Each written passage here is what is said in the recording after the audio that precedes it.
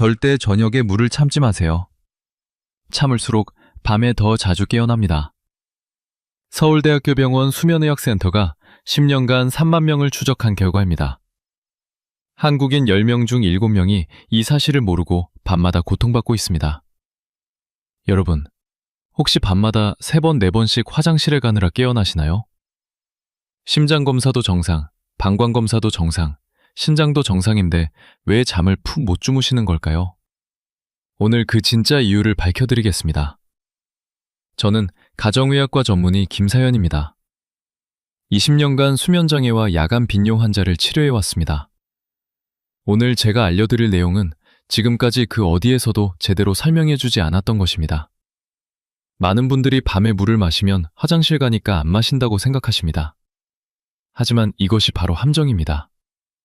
물을 참을수록 오히려 더 자주 깨어나게 됩니다.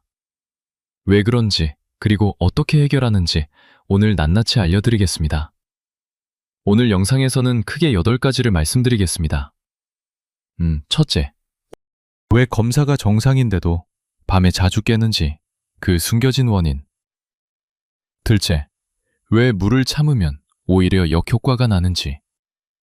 셋째, 왜 싱겁게 먹으면 부종과 야간뇨가 심해지는지. 넷째, 조용한 만성염증이 수면을 어떻게 망치는지. 다섯째, 자율신경 과민이 방광에 미치는 영향. 여섯째, 레몬의 놀라운 항염증 효과. 일곱째, 정확한 실천 방법 3가지. 여덟째, 실제 환자들의 변화 사례. 이 8가지입니다. 특히 7번째에서 알려드릴 간단한 방법 하나만 실천하시면 오늘 밤부터 달라질 수 있습니다. 돈 한 푼 들지 않습니다. 집에 있는 것으로 충분합니다. 손주들과 오래오래 건강하게 놀아주시려면 끝까지 시청해주세요. 자, 먼저 첫 번째 이야기입니다. 왜 모든 검사가 정상인데도 밤에 자꾸 깨어나는 걸까요? 여러분 중에 혹시 이런 경험 있으신가요?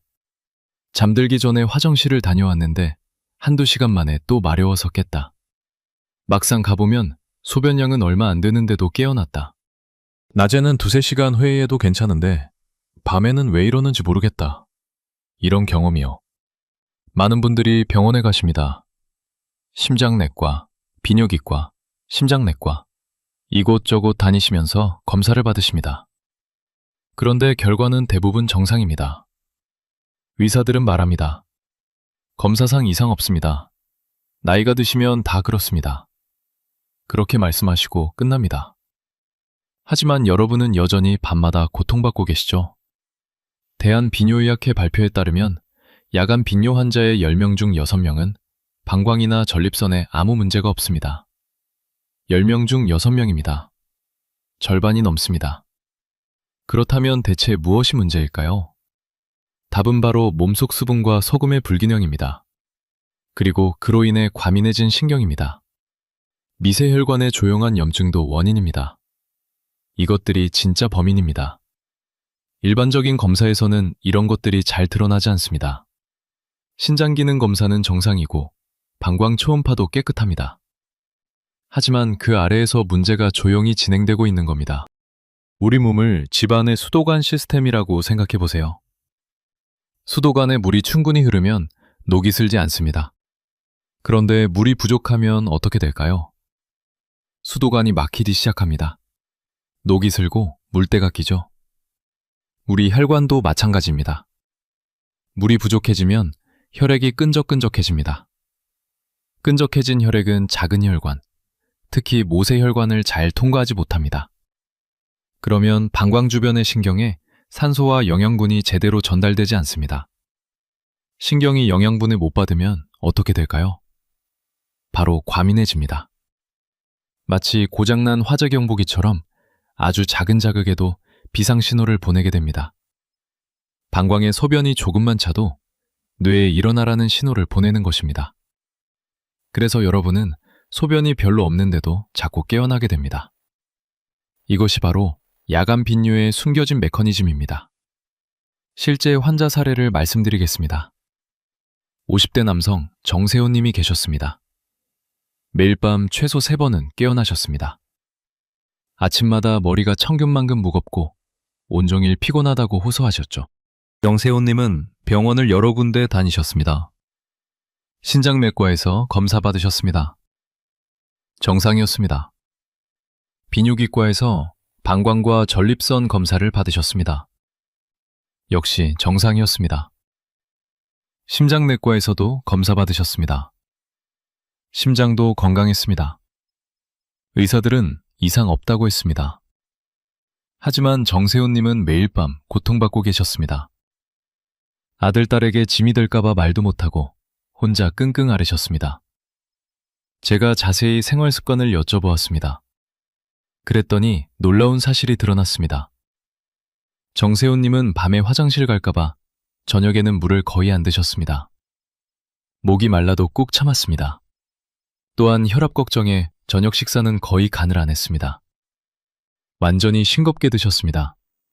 건강을 위해서라고 생각하셨던 거죠.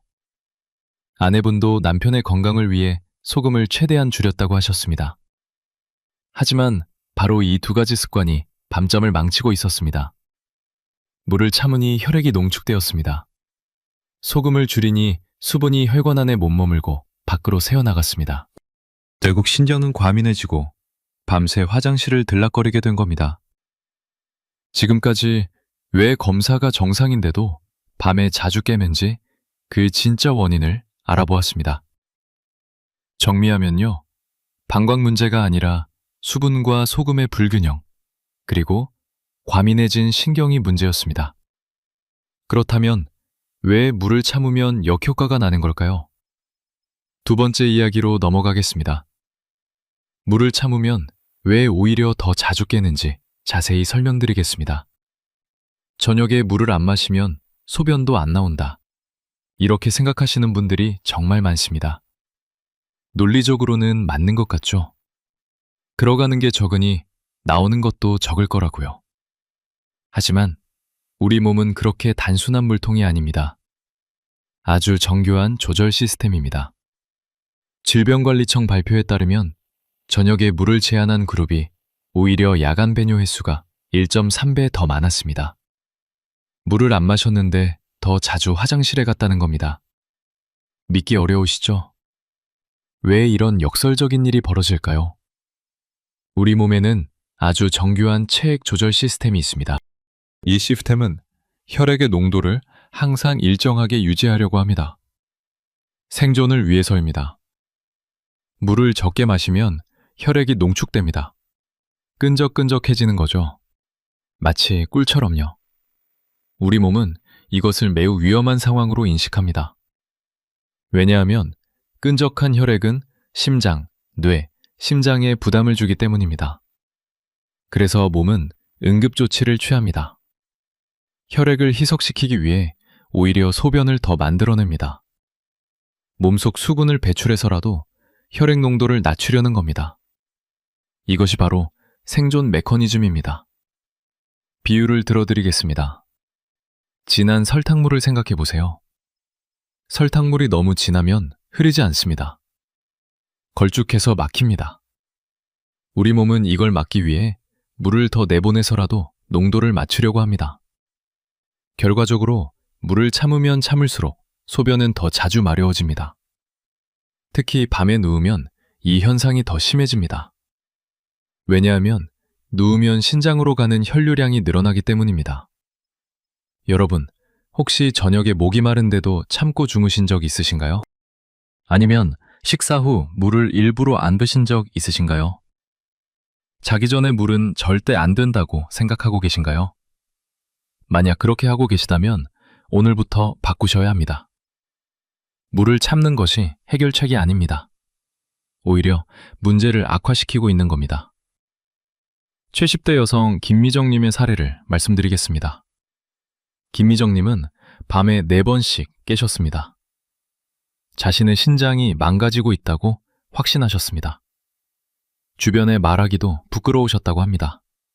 그런데 초음파 검사 결과 신장 모양과 기능은 완전히 정상이었습니다. 유일한 문제는 평소 물을 너무 적게 마신다는 것이었습니다. 하루에 물 3잔도 안 드셨습니다. 김미정님은 제게 이렇게 말씀하셨습니다. 선생님, 물 마시면 화장실 가야 하니까 아예 안 마셔요. 물만 마시면 소변이 마려워지는 것 같아요. 하지만 그게 바로 악순환의 시작이었습니다.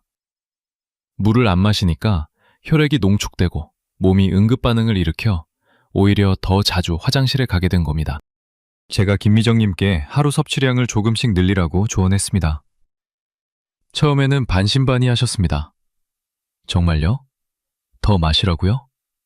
그러면 더 자주 깨지 않을까요? 2주 후 다시 오셨을 때 표정이 완전히 달라져 있었습니다. 선생님, 정말 신기해요. 물을 더 마셨는데 밤에 덜 일어나요. 믿을 수가 없었어요. 김미정님의 야간 빈뇨 횟수는 4번에서 2번으로 줄었습니다. 3주 후에는 한두 번으로 더 줄었습니다. 손녀와 놀 때도 예전보다 훨씬 활기차셨습니다. 이것이 바로 인체의 신비입니다. 적게 넣으면 적게 나온다는 단순한 산수로 움직이지 않습니다. 오히려 충분히 마셔야 몸이 안정되고 밤잠도 편해집니다. 자, 여기까지 왜 물을 참으면 역효과가 나는지 설명드렸습니다. 정리하면요.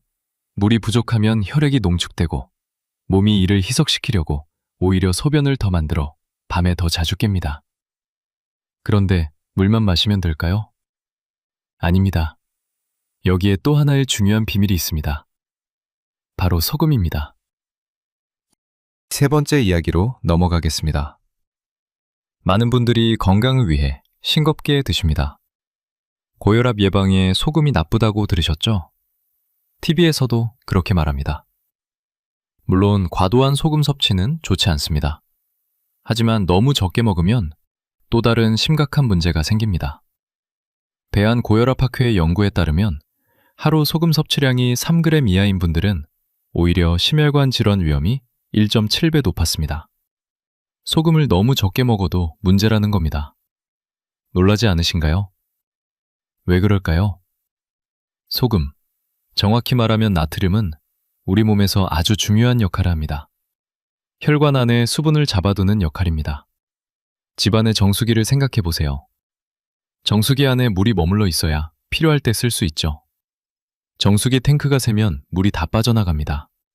소금은 바로 그 정수기 탱크 역할을 합니다. 혈관 안에 물이 머물도록 잡아주는 겁니다. 그런데 소금이 부족하면 어떻게 될까요? 물이 혈관 밖으로 새어나갑니다. 삼투압 원리 때문입니다. 고등학교 생물 시간에 배우셨죠? 물은 농도가 낮은 곳에서 높은 곳으로 이동합니다. 혈관 안 나트륨 농도가 낮으면 물은 농도가 높은 조직 쪽으로 빠져나갑니다. 그래서 낮에는 다리나 얼굴이 붓습니다. 오후가 되면 양말 자국이 깊게 파이는 분들 계시죠? 바로 이것 때문입니다. 그런데 밤에 누우면 중력 영향이 사라집니다. 그러면 낮 동안 조직에 고여있던 물이 다시 혈관으로 돌아옵니다. 갑자기 늘어난 혈흔량을 신장이 처리해야 합니다. 결과는요, 화장실에 가야 한다는 신호입니다. 여러분, 혹시 낮에 다리가 붓고 밤에 자주 화장실에 가시나요?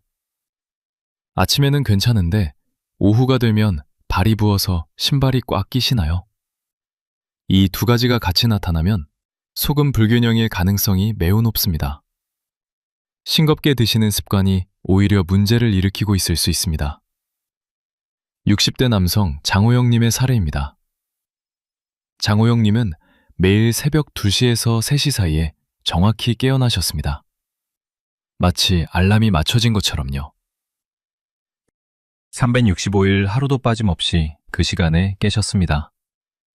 장호영님은 건강에 매우 신경을 쓰시는 분이었습니다. 고혈압 예방을 위해 10년 넘게 무염에 가까운 식단을 유지하셨습니다. 국에 간을 안 하시고 반찬도 거의 맛이 없을 정도로 싱겁게 드셨습니다. 검사 결과를 보니 염증 수치가 살짝 높았습니다. 그리고 혈중 나트륨 농도가 정상 하한선에 가까웠습니다. 몸은 이미 미네랄이 고갈되어 있었습니다. 저는 장호영님께 식사할 때 소금을 아주 약간만 추가하라고 조언했습니다. 물론 과하게 먹으라는 게 아닙니다. 정상 범위 안에서 적정량을 드시라는 겁니다. 하루 5g 정도면 충분합니다. 3주 후 장호영 님이 다시 오셨습니다. 표정이 완전히 달라져 있었습니다. 선생님, 새벽에 안 깨요. 10년 만에 처음으로 아침까지 푹 잤어요. 이렇게 말씀하셨습니다. 눈에 눈물이 고여 계셨습니다. 장호영 님의 야간 배뇨가 완전히 사라진 겁니다. 아내분도 함께 오셔서 감사하다고 하셨습니다. 남편이 밤에 안 깨니까 본인도 편하게 주무실 수 있다고요. 지금까지 소금에 대해 알아보았습니다. 정리하면요. 소금을 너무 줄이면 수분이 혈관 밖으로 새어나가고 밤에 화장실을 더 자주 가게 됩니다. 적정량의 소금은 오히려 필요합니다. 자, 이제 네 번째 이야기입니다. 아까 잠깐 언급했던 미세혈관 염증에 대해 더 자세히 설명드리겠습니다. 많은 분들이 염증이라고 하면 무릎이 붓거나 목이 아픈 것을 생각하십니다. 아프고 붓고 열이 나는 급성 염증 말입니다. 감기에 걸리면 목이 붓고 아프죠? 그런 염증은 눈에 보이고 느낄 수 있습니다. 하지만 또 다른 종류의 염증이 있습니다. 바로 저등급 만성 염증입니다. 영어로는 Low Grade Inflammation이라고 합니다. 이 염증은 아프지도 않고 붓지도 않습니다. 열도 나지 않습니다. 조용히 몸속에 숨어 있습니다. 하지만 오랜 시간에 걸쳐 미세혈관에 악영향을 줍니다. 혈관벽을 조금씩 손상시킵니다. 마치 수도관에 녹이 천천히 스는 것처럼요. 서울대학교 의과대학 연구팀 발표에 따르면 CRP 수치가 정상 범위 상한선에 있는 사람들은 야간 빈뇨 위험이 2.7배 높았습니다. CRP는 C 반응성 단백질로 염증 지표입니다. 중요한 점은요, 정상 범위 안에 있어도 높은 쪽에 있으면 문제가 될 수 있다는 겁니다. 의사가 정상이라고 했어도 최적의 상태는 아닐 수 있습니다. 이 조용한 염증이 왜 야간 빈뇨를 일으킬까요? 미세혈관 내피세포를 손상시키기 때문입니다. 내피세포가 손상되면 혈관이 유연성을 잃습니다. 비유를 들어드리겠습니다. 새 고무호스를 생각해 보세요. 새 호스는 말랑말랑하고 물이 잘 흐릅니다. 그런데 오래되면 딱딱해지고 갈라지죠? 물이 제대로 안 나옵니다. 우리 혈관도 마찬가지입니다. 염증으로 손상된 혈관은 딱딱해집니다.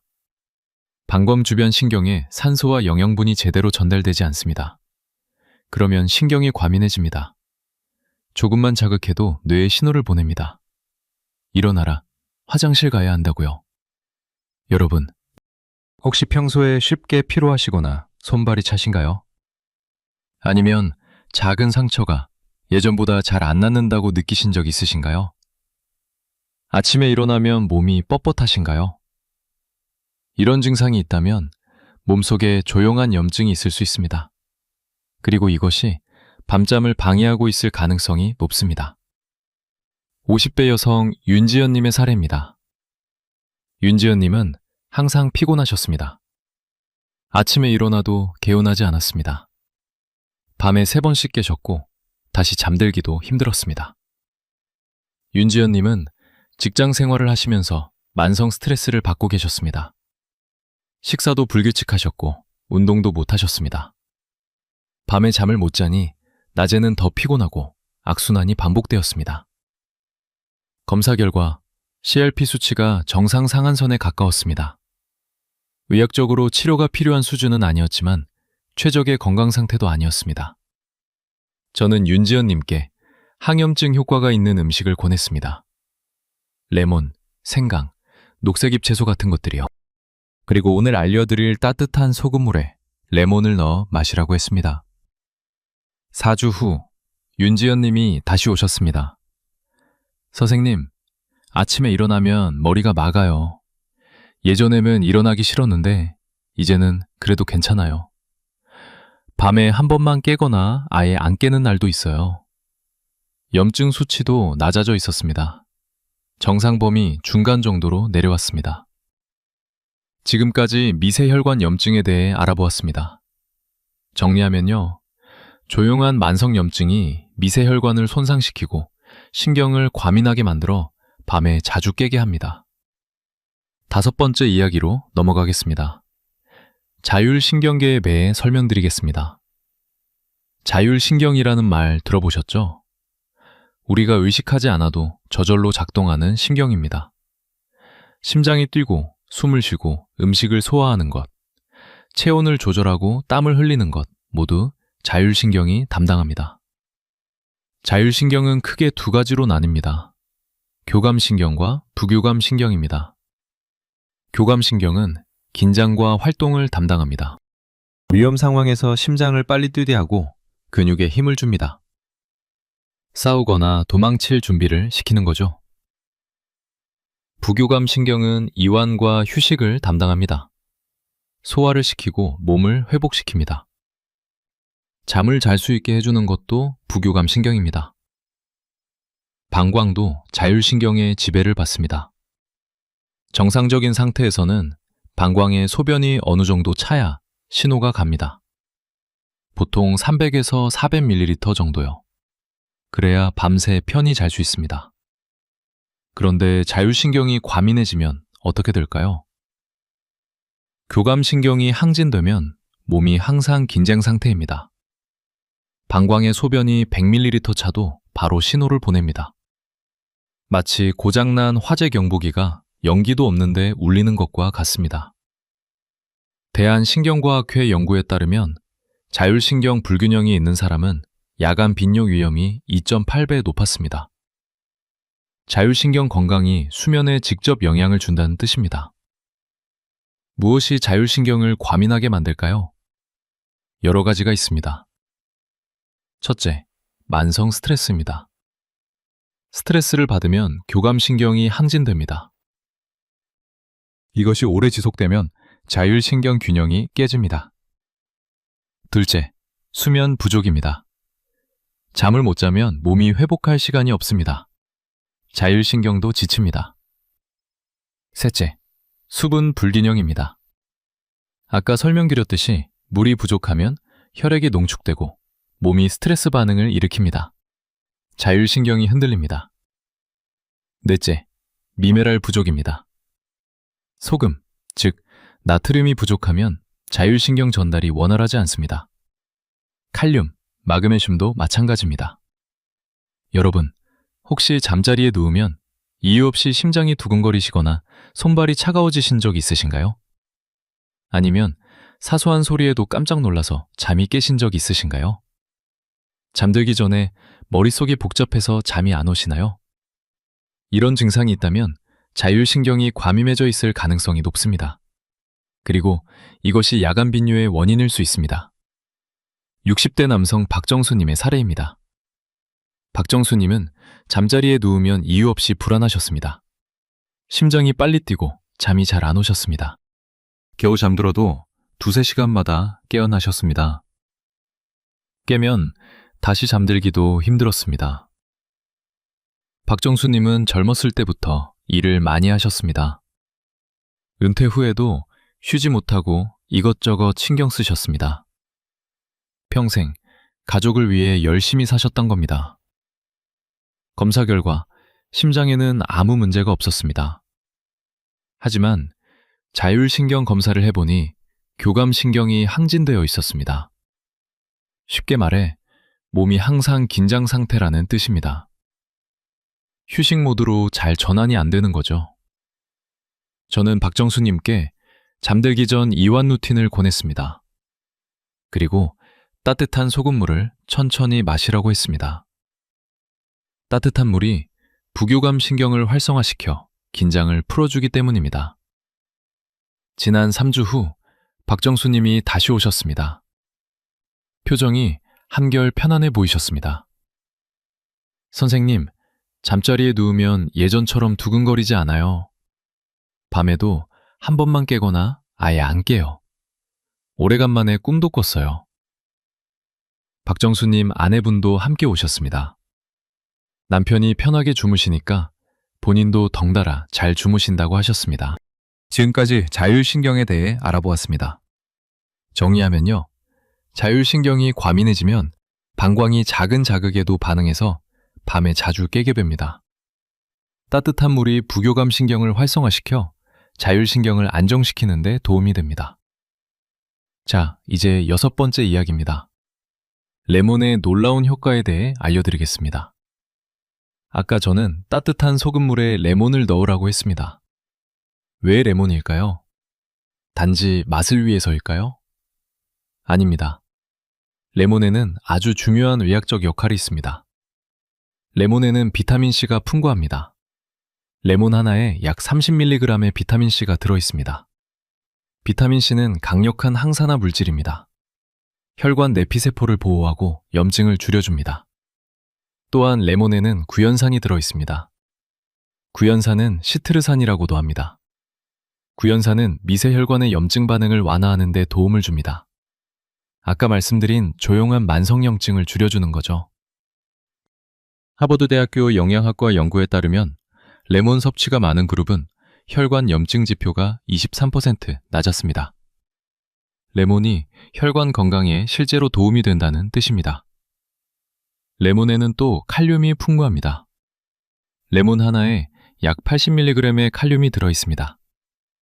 칼륨은 나트륨과 균형을 맞춰줍니다. 아까 소금을 약간 넣으라고 했죠. 소금을 넣으면 나트륨이 들어갑니다. 여기에 레몬에 칼륨이 더해지면 나트륨과 칼륨의 균형이 맞춰집니다. 체내 삼투압이 더 안정적으로 유지되는 겁니다. 그래서 따뜻한 물에 소금만 넣는 것보다 레몬까지 넣으면 시너지 효과가 납니다. 혈관이 이완되고 염증이 줄고 삼투압이 안정됩니다. 레몬 껍질에는 에센셜 오일도 들어있습니다. 이 오일에서 나는 향기가 뇌를 이완시켜줍니다. 아로마 테라피 효과가 있는 거죠. 잠들기 전에 레몬 향을 맡으면 긴장이 풀리고 잠이 잘 옵니다. 여러분, 혹시 평소에 손발이 차시거나 다리에 쥐가 자주 나시나요? 밤에 종아리가 딱딱하게 굳으면서 통증이 오시나요? 이런 증상이 있다면 미세순환에 문제가 있을 수 있습니다. 마그네슘이나 칼륨이 부족할 수도 있습니다. 레몬이 들어간 따뜻한 소금물이 특히 도움이 될 수 있습니다. 60대 여성 박미아님의 사례입니다. 박미아님은 밤마다 다리에 쥐가 나셨습니다. 자다가 갑자기 종아리가 딱딱해지면서 극심한 통증이 왔습니다. 그때마다 깨어서 화장실도 가셨습니다. 하룻밤에 서너 번 깨셨습니다. 박미아님은 손발도 늘 차가우셨습니다. 겨울에는 전기장판을 틀어도 발이 시렸습니다. 양말을 2겹 신고 주무셨습니다. 저는 박미아님께 잠들기 1시간 전에 따뜻한 소금 레몬물을 마시라고 했습니다. 레몬의 칼륨이 근육경련을 예방하고 따뜻한 물이 순환을 도와줄 거라고 설명했습니다. 네, 일주일 후 박미아님이 전화를 주셨습니다. 선생님, 다리에 쥐가 안 나요. 손발도 따뜻해졌어요. 밤에 2번 정도만 깨요. 목소리가 밝으셨습니다. 2주 후에는 한 번만 깨거나 아예 안 깨는 날도 생겼습니다. 양말 없이도 주무실 수 있게 되셨습니다. 작은 습관 하나가 삶의 질을 바꾼 겁니다. 지금까지 레몬의 효과에 대해 알아보았습니다. 정리하면요. 레몬의 비타민C와 구연산이 혈관 염증을 줄이고 칼륨이 삼투압 균형을 도와 밤잠을 편하게 해줍니다. 자, 이제 7번째 이야기입니다. 가장 중요한 부분입니다. 실제로 어떻게 만들고 마시는지 자세히 알려드리겠습니다. 오늘 알려드리는 방법은 3가지만 기억하시면 됩니다. 첫째, 따뜻한 물. 둘째, 소금 한 꼬집. 셋째, 레몬 한 조각. 이것이 전부입니다. 복잡한 거 없습니다. 비싼 것도 필요 없습니다. 집에 있는 것으로 충분합니다. 먼저 마시는 시간입니다. 잠들기 딱 1시간 전이 가장 좋습니다. 왜 1시간 전일까요? 물과 소금과 미네랄이 흡수되어 혈류로 분배되려면 시간이 필요합니다. 위에서 흡수되고 혈관으로 들어가고 온몸에 퍼지려면 최소 30분에서 1시간이 걸립니다. 1시간 전에 마시면 딱 맞습니다. 너무 늦게 마시면 안 됩니다. 바로 눕기 직전에 마시면 몸이 수분을 조절할 시간이 없습니다. 오히려 방광이 직접 자극받아 역효과가 날 수 있습니다. 그러니 잠들기 딱 1시간 전이라는 것 꼭 기억해 주세요. 둘째, 물의 온도입니다. 반드시 따뜻해야 합니다. 차가운 물도 안 되고 너무 뜨거운 물도 안 됩니다. 차가운 물은 혈관을 수축시킵니다. 냉장고에서 막 꺼낸 물을 마시면 위와 장의 혈관이 움츠러듭니다. 순환을 방해합니다. 우리가 원하는 이완 효과와 정반대죠. 너무 뜨거운 물도 안 됩니다. 혀가 될 정도로 뜨거운 물은 위 점막을 자극합니다. 교감신경을 항진시킵니다. 몸을 긴장하게 만듭니다. 적당한 온도가 중요합니다. 체온보다 약간 높은 정도가 좋습니다. 마시면 몸이 이완되는 느낌이 드는 온도요. 추운 겨울날 따뜻한 물에 손을 담갔을 때 느껴지는 그 기분 좋은 온기, 그 정도면 됩니다. 따뜻한 물이 식도를 타고 내려가면 몸이 이제 쉴 시간이구나 하고 인식합니다. 부교감 신경이 활성화됩니다. 긴장이 풀리기 시작합니다. 셋째, 소금의 양입니다. 많은 분들이 이 부분을 걱정하십니다. 혈압이 올라가지 않을까요? 심장이 안 좋지 않을까요? 걱정하지 마세요. 필요한 양은 아주 적습니다. 엄지와 검지로 살짝 집은 정도, 티스푼 반도 안 됩니다. 1g도 안 됩니다. 혀끝에 대면 짠맛이 거의 안 느껴지거나 아주 미세하게 느껴지는 정도입니다. 뭔가 들어갔나? 하는 정도요. 짭짤한 맛이 나면 너무 많이 넣은 겁니다. 이 정도 양은 혈압에 영향을 주지 않습니다. 오히려 탈수를 막아서 혈압 안정에 도움이 될 수 있습니다. 혈액이 농축되면 심장이 더 힘들게 일해야 하거든요. 적당한 수분과 소금이 오히려 심장 부담을 줄여줍니다. 넷째, 레몬입니다. 아주 얇게 한 조각이면 충분합니다. 두께 3에서 5mm 정도요. 따뜻한 물에 띄우면 레몬 껍질의 에센셜 오일이 퍼지면서 은은한 향이 납니다. 이 향기가 뇌를 이완시켜줍니다. 레몬이 없으면 레몬즙 반 티스푼으로 대체할 수 있습니다. 마트에서 파는 레몬즙도 괜찮습니다. 하지만 가능하면 생 레몬을 권합니다. 껍질에 있는 성분까지 우러나오기 때문입니다. 다섯째, 마시는 방법입니다. 천천히 마셔야 합니다. 벌컥벌컥 원샷 하시면 안 됩니다. 5분에서 10분에 걸쳐 조금씩 마시세요. 천천히 마시면 위가 갑자기 팽창하지 않습니다. 자율신경도 놀라지 않습니다. 몸이 천천히 수분을 받아들입니다. 편안하게 앉아서 마시세요. 가능하면 조용한 곳에서요. TV를 끄고 휴대폰도 내려놓으세요. 이 시간을 하루를 마무리하는 의식처럼 생각하세요. 자, 정리하겠습니다. 실천 방법 3가지입니다.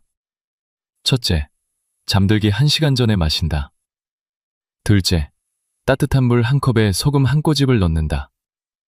셋째, 레몬 1조각을 띄우고 천천히 마신다. 자, 이것이 전부입니다. 어렵지 않죠? 돈도 안 듭니다. 특별한 도구도 필요 없습니다.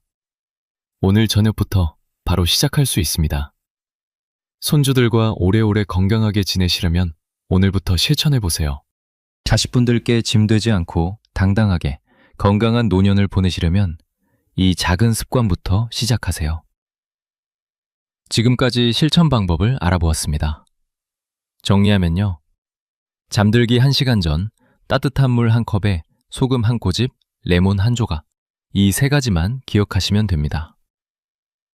자, 이제 8번째, 마지막 이야기입니다. 실제로 이 방법을 사용한 분들의 변화 사례를 더 말씀드리겠습니다. 네, 70대 남성 한정은님의 사례입니다. 한정은님은 매일 아침 머리가 무겁고 눈이 따끔거렸습니다. 밤새 제대로 못 주무셔서 그런 것 같다고 하셨습니다. 하룻밤에 4번씩 깨셨습니다. 새벽 1시, 3시, 4시, 5시 이렇게 정확하게 깨셨습니다. 한정은님은 손주가 둘 있으셨습니다.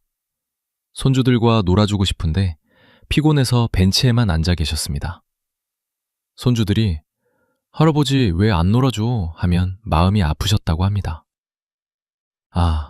저는 한정은님께 따뜻한 소금 레몬물을 권했습니다.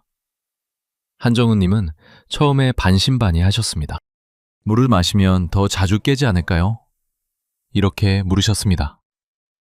저는 지금까지 설명드린 메커니즘을 알려드렸습니다. 물을 참으면 오히려 역효과가 난다고요. 한정은님은 한번 해보겠다고 하셨습니다. 그리고 일주일 후 한정은님이 다시 오셨습니다. 표정이 완전히 달라져 있었습니다. 선생님, 아침에 머리가 막아요. 눈도 안 따끔거려요. 오래간만에 개운하게 일어났어요. 이렇게 말씀하셨습니다.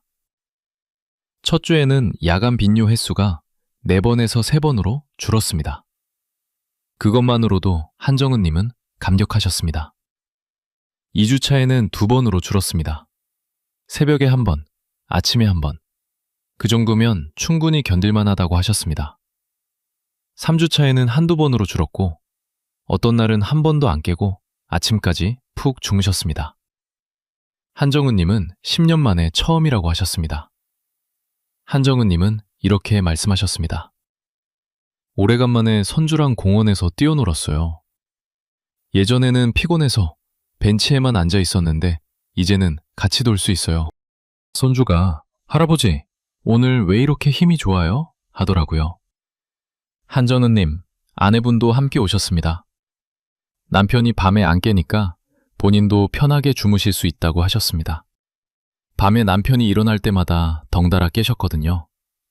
이제는 두 분 다 푹 주무신다고 하셨습니다. 또 다른 사례입니다. 50대 여성 최영희님. 최영희님은 밤에 2-3번 깨셨습니다. 깨면 다시 잠들기가 너무 힘들었습니다. 1시간, 2시간씩 천장만 보다가 겨우 잠들었습니다. 아침에 일어나면 온종일 피곤하셨습니다. 최영희님은 갱년기도 겪고 계셨습니다. 호르몬 변화로 잠이 더 안 온다고 하셨습니다. 여러 가지가 겹쳐서 힘드셨습니다. 저는 최영희님께 같은 방법을 권했습니다. 최영희님은 성실하게 실천하셨습니다. 3일차부터 변화를 느꼈다고 하셨습니다. 잠자리에 누우면 손발이 금방 따뜻해졌습니다. 예전에는 양말 신고 자도 발이 차가웠는데요. 이제는 양말 없이도 금방 따뜻해진다고 하셨습니다. 일주일 후에는 야간 빈뇨가 1번으로 줄었습니다. 깨더라도 다시 잠드는 게 훨씬 쉬워졌습니다. 예전처럼 1시간씩 뒤척이지 않으셨습니다. 2주 후에는 아예 안 깨는 날이 생겼습니다. 아침까지 푹 주무신 겁니다. 최영희님은 믿을 수가 없다고 하셨습니다. 최영희님은 이렇게 말씀하셨습니다. 아침에 일어나면 개운해요. 오래간만에 하루 종일 활기차게 지냈어요. 남편이 요즘 뭐 먹냐고 물어봐요. 얼굴이 달라졌대요. 이런 사례들이 정말 많습니다. 공통점이 있습니다. 첫째, 모두 검사상 이상이 없는데 밤에 자주 깨시는 분들이었습니다. 둘째, 물을 참거나 너무 싱겁게 드시는 습관이 있었습니다. 셋째, 이 간단한 방법으로 몇 주 안에 효과를 보셨습니다. 물론 모든 분께 효과가 있는 것은 아닙니다. 개인차가 있습니다. 하지만 많은 분들이 효과를 보고 계십니다. 시도해볼 가치가 충분합니다. 주의할 점도 말씀드리겠습니다. 심각한 신장질환이 있으시거나 투석을 하고 계신 분은 주치의와 먼저 상담하셔야 합니다. 신부전이 있으시거나 수분 제한이 필요한 분들도 의사와 상의하세요. 하지만 대부분의 평범한 분들에게는 안전하고 효과적인 방법입니다. 특히 검사상 이상이 없는데 밤에 자주 깨시는 분들에게 효과가 좋습니다. 자, 오늘 영상을 마무리하겠습니다. 핵심을 다시 한번 정리해드리겠습니다. 첫째, 밤에 자주 깨는 것은 방광 문제가 아니라 수분과 소금의 불균형 때문일 수 있습니다. 둘째, 물을 참으면 참을수록 혈액이 농축되어 오히려 더 자주 깹니다. 셋째, 싱겁게만 먹으면 수분이 혈관 밖으로 새어나가 부종과 야간뇨가 생깁니다. 넷째, 조용한 만성염증이 미세혈관을 손상시켜 신경을 과민하게 만듭니다.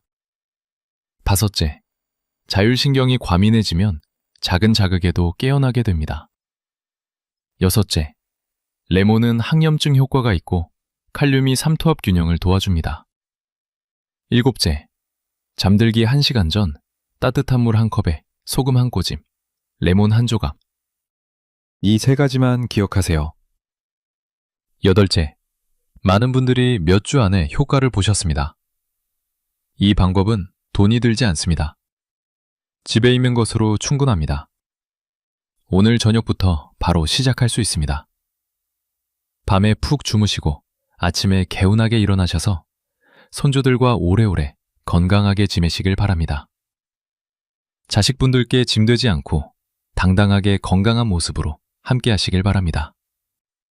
우리 모두 함께 건강해집시다. 우리가 젊었을 때는 자식 키우느라 건강 못 챙겼습니다. 이제 우리 건강 챙겼대입니다. 아직 믿지 않았습니다. 오늘부터 시작하면 됩니다. 오늘 영상이 도움이 되셨다면 좋아요와 구독 부탁드립니다. 더 많은 분들께 이 정보가 전달되면 좋겠습니다. 가족분들께도 공유해주세요. 댓글에 여러분의 경험이나 궁금한 점도 남겨주세요. 이 방법을 실천해보시고 어떻게 달라지셨는지도 알려주세요. 다른 분들께 큰 힘이 됩니다. 다음 영상에서는 아침에 일어나자마자 하면 절대 안 되는 습관 5가지에 대해 알려드리겠습니다. 많은 분들이 모르고 계신 중요한 정보입니다. 구독과 알림 설정해 두시면 놓치지 않으실 수 있습니다. 여러분의 건강한 밤과 상쾌한 아침을 저 김세연이 언제나 응원합니다. 감사합니다.